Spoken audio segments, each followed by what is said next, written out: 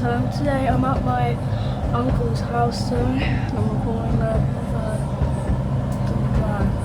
600 series. It's almost at the end of its cycle.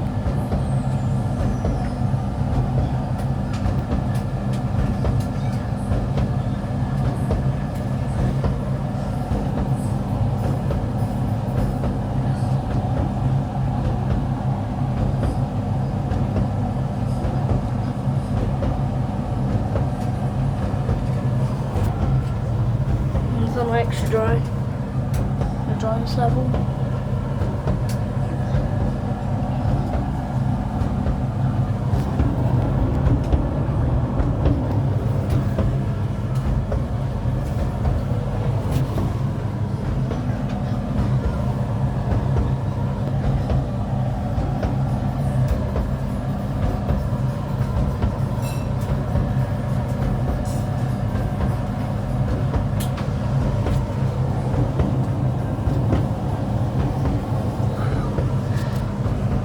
Hot because this dryer is a heat pump and they don't get as hot as the other two top dryers, like the little condenser ones. Don't get as hot as those each. 4 minutes left for the cycle. Almost finished the dry cycle.